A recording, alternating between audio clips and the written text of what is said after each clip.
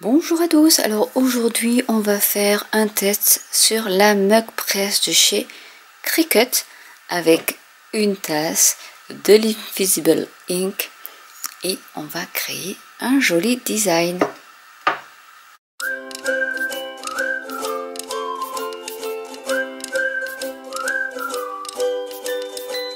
Pour ce faire, il vous faut des feuilles de Invisible Ink de chez Cricut, c'est de l'encre à sublimation avec des tasses qui sont préparées pour de la sublimation. Donc chez Cricut, ils en vendent. C'est des mugs en céramique, mais pour la sublimation. J'ai déjà créé sur le Design Space le motif. Alors vous voyez, c'est une couleur qui est assez pâle, mais sur le packaging vous avez la couleur finale. Donc vous voyez la différence entre les deux. Une fois que ça sera chauffé, on aura ce motif. Alors je rappelle, l'Invisible Ink ou l'encre de sublimation est une encre qui s'infuse à chaud dans tout support qui est préparé pour la sublimation. Donc là ce que je vais faire, c'est que j'ai pris ma feuille un peu grande, je vais découper ce dont je n'ai pas besoin.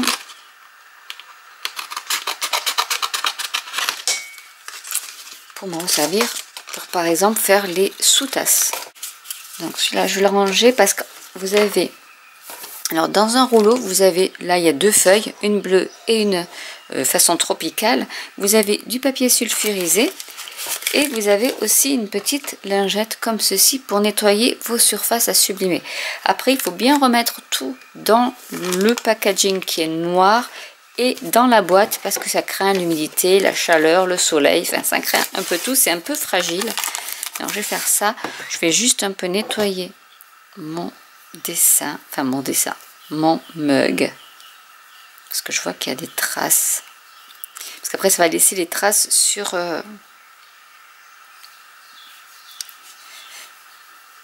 votre dessin à la fin.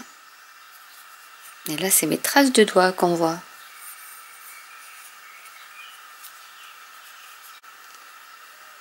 Je regarde que tout soit impeccable. Donc là c'est bon. Alors pendant ce temps là j'ai allumé la mug press. Il vous faudra aussi du ruban qui résiste à la chaleur. Il faut vraiment que ce soit du ruban adhésif qui résiste à la chaleur parce que elle va être très très chaude. Alors c'est comme du papier. Je vais peut-être garder cette bande là. Ah, elle sonne pour dire qu'elle est prête. Mais moi je ne suis pas du tout prête. Je vais garder les petits bouts parce que ça peut toujours servir pour faire des noms comme ça. C'est du papier, donc du coup il faut juste le craquer.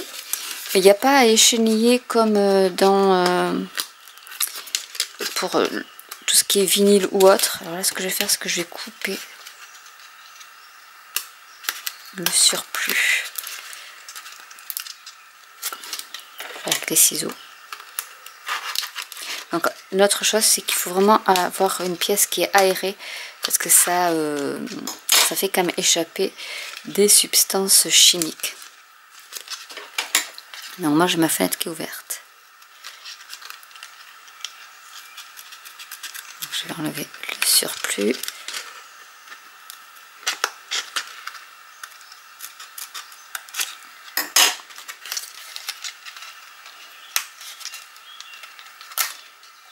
Voilà. Et de l'autre côté pareil. Et là on va enlever tout ce qu'on veut pas. Donc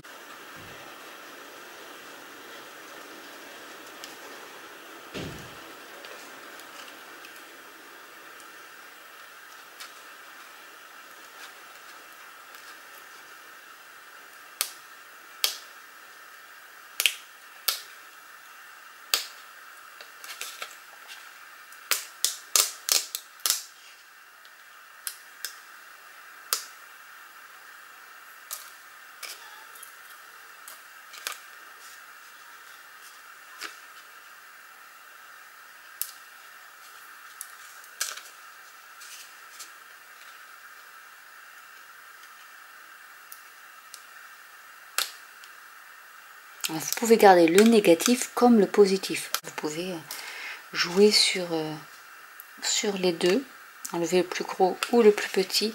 Moi en fait je veux garder le plus gros parce que je trouve que le motif est trop joli et que ça serait dommage de le gaspiller.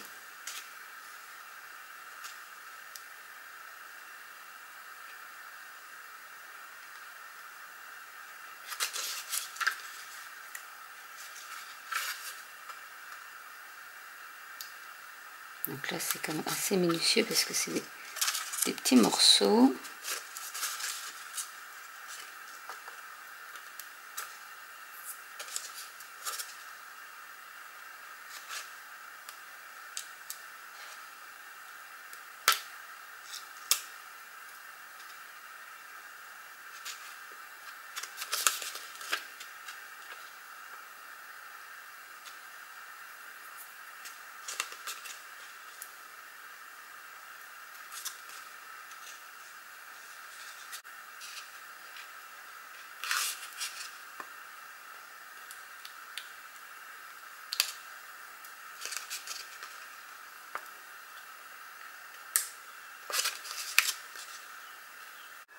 Donc je vous ai épargné les chenillages, mais voilà ce que ça donne. Donc là c'est en miroir, mais quand on va le placer comme ceci, vous voyez, cappuccino, espresso sont à l'endroit. Donc ce qu'on va faire, c'est qu'on va aligner en faisant en sorte que les deux parties, ici, soient droites. Donc ça colle un peu encore. Donc là je vais refaire.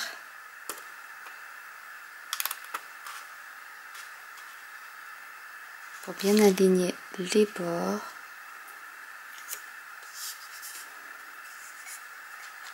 Après, de toute manière, je vais sécuriser avec le scotch. Dans un premier temps, je regarde si c'est bien centré.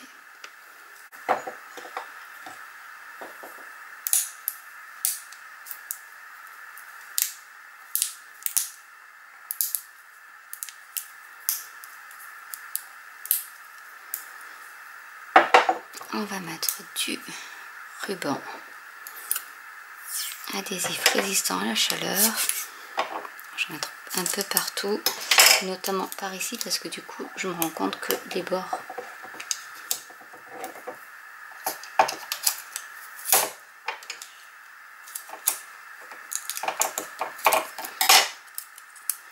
ne sont pas collés. Après, la presse va les coller, mais quand même, je vais sécuriser au maximum.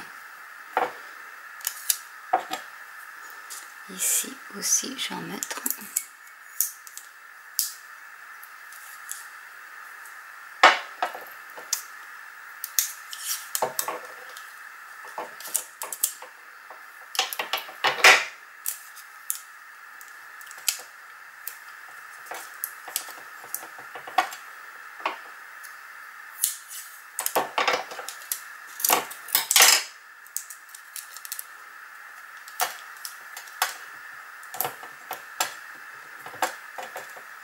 Je vais prendre mon tapis parce qu'après ça va être extrêmement chaud et pour poser mon mug et le temps qu'il refroidisse, il faudra que je le pose sur une surface qui résiste à la chaleur aussi.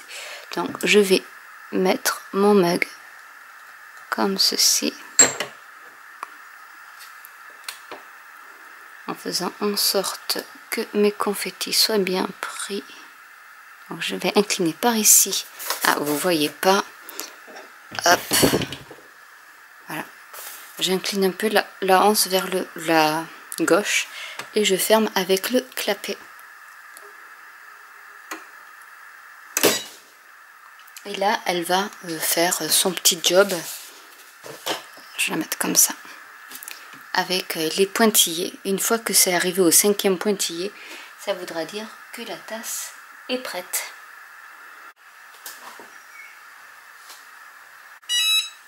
Donc voilà, elle a sonné, c'est prêt.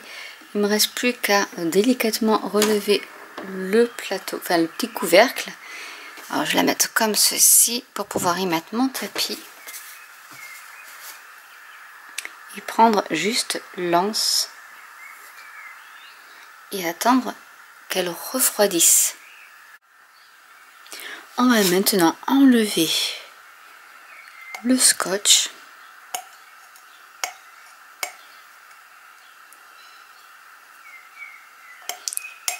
Vous voyez, il résiste vraiment à la chaleur.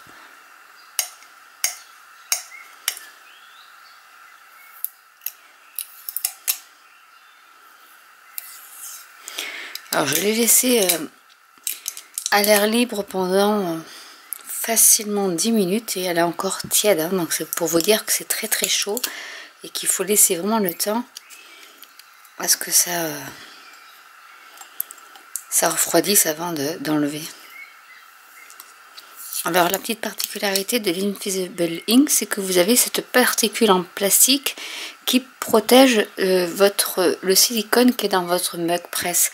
Si vous devez utiliser du papier à imprimante pour faire de la sublimation, avec de l'encre à sublimation et du papier de sublimation, là il faudra mettre du papier cuisson pour éviter que l'encre traverse votre papier et vienne se mettre sur le silicone.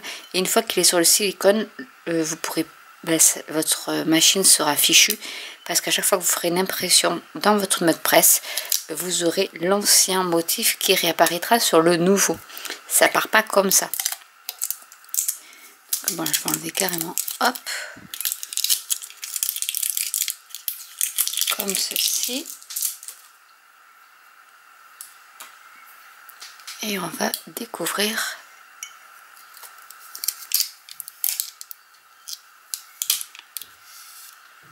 Waouh, trop belle. Regardez-moi ça. Alors il y a un côté, vous voyez, comme j'ai eu du mal à centrer, ça n'a pas bien pressé. Donc ça fait un peu délavé, mais ça se voit pas trop. Et bon, par contre l'autre côté est trop beau. Ici on le voit bien par rapport à l'autre où c'est un peu plus délavé. Mais j'ai pas réussi à centrer bien comme il faut mon projet, mais voilà ce que ça peut donner. Et je le trouve superbe. J'espère que cette vidéo vous aura plu. N'hésitez pas à commenter si vous avez des questions. N'hésitez pas à liker, à partager autour de vous, à vous abonner, à cliquer sur la petite cloche. Si vous voulez que je vous fasse un petit tuto sur les sous-verres, donc les coasters en céramique, n'hésitez pas à me le dire. Je pense que je vais m'amuser à en faire. Là, il n'y a pas besoin de mug presse, il faut juste une presse. Donc ça, je vous ferai aussi un tuto. Mais voilà ce que ça peut donner et j'adore parce qu'en fait c'est surtout le motif paradisiaque, on va dire, que j'aime bien. Donc vous pouvez carrément utiliser une feuille d'Invisible Ink à motif et la mettre sur votre mug sans forcément y mettre un petit design. Vous pouvez laisser tel quel, ça peut se faire aussi. Mais moi voilà, j'ai une amie qui avait fait ce mug là et je le trouvais trop beau avec ce papier. Donc n'hésitez pas à me laisser vos commentaires. Et vous voyez ici il y a pratiquement plus d'encre, hein. Tout s'est infusé sur la tasse et on arrive vraiment aux couleurs du packaging. Donc j'espère que cette vidéo vous aura plu et je vous dis, hop, je laisse comme ça pour vous faire voir. Je vous dis à très bientôt pour une nouvelle vidéo. Bye.